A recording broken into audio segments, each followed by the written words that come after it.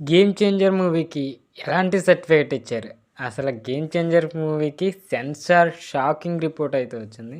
So, ఈరోజు వీడియోలో ఈ అప్డేట్ ఏంటో తెలుసుకుందాం. సో, వీడియోని ఎవరైతే కొత్తవారు చూస్తున్నారో, ముఖ్యంగా 'రామ్ చరణ్' ఫ్యాన్స్ ఎవరైనా ఉంటే మంచి మూవీ అప్డేట్స్ కోసం మన ఛానల్ తప్పకుండా సబ్స్క్రైబ్ అయితే చేసుకోండి. ఇక టాపిక్‌లోకి వెళ్ళిపోదాం. Global star 'Ram Charan', south Indian star director Shankar, star producer Dil Raju కాంబినేషన్‌లో రూపొందించిన భారీ బడ్జెట్ చిత్రమే 'గేమ్ చేంజర్'. ఈ మూవీలో heroine Kiara Advani and Anjali, Srikanth, SJ Surya main characterisation అయితే ఇలా ఉన్నాయి. ఈ సినిమాని అనిత సమర్పణలో దిల్ రాజు ప్రొడక్షన్ బ్యానర్పై అయితే శిరీష్ నిర్మిస్తున్నారు. ఇక సంక్రాంతి సందర్భంగా జనవరి 10న అయితే ఈ మూవీ తెలుగు, తమిళ్, హిందీ భాషల్లో అయితే విడుదల కానుంది. ఈ సినిమాకి సంబంధించిన సెన్సార్ బోర్డు అధికారుల స్పందన అయితే ఇచ్చారు. సో, అదేంటంటే 'గేమ్ చేంజర్' సినిమా గత 3 ఏళ్లుగా మెగా అభిమానులను వివరిస్తుందనే చెప్పొచ్చు. శంకర్ ఈ సినిమాకి రకరకాల చెక్కుతూ ఇక ఎవరు ఊహించని విధంగా ఖర్చు పెట్టించారు. స్టోరీ డిమాండ్ చేయడంతో దిల్ రాజు కూడా ఖర్చుకు వెనకాడకుండా సినిమాను అత్యంత రిచ్‌గా రూపొందించే ప్రయత్నం అయితే చేశారు. So, 'game changer' cinema budget విషయానికి వస్తే ముందు వేసుకున్న ప్లాన్ కంటే 2, 3 రెట్లు పెరిగిపోయిందనే విషయం ట్రేడ్ వర్గాల్లో వినిపించింది. ఇక ఈ సినిమాకు సుమారు ₹500 కోట్ల ఖర్చు పెట్టినట్టయితే తెలుస్తుంది. కేవలం పాటలకే ₹90 కోట్ల ఖర్చు చేశారన్న విషయం సోషల్ మీడియాలో చక్కర్లు కొడుతుంది. ఇక 'గేమ్ చేంజర్' సినిమాకి సంబంధించిన ప్రమోషనల్ ఈవెంట్స్ ఏమన్నా ఉంటే అన్నీ ఊపందుకున్నాయని చెప్పొచ్చు. రీసెంట్‌గా అమెరికాలో ప్రీ రిలీజ్ ఈవెంట్ సినిమాపై భారీ బజ్ క్రియేట్ చేసింది.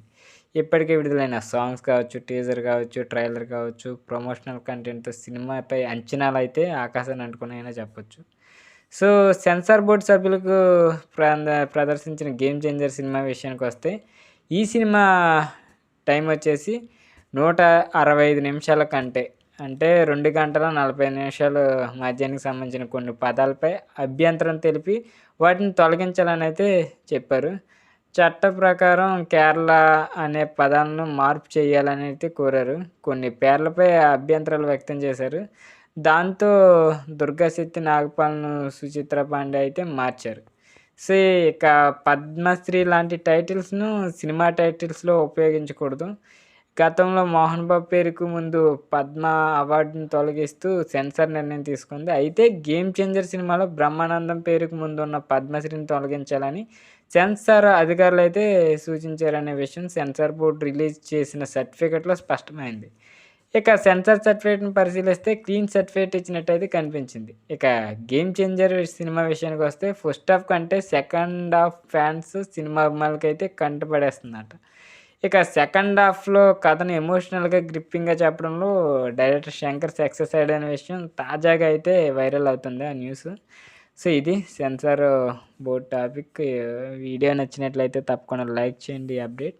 సో, మళ్ళీ మంచి మూవీ అప్డేట్‌తో మీ ముందుకు వస్తాను. అంతవరకు బై బై. Take care.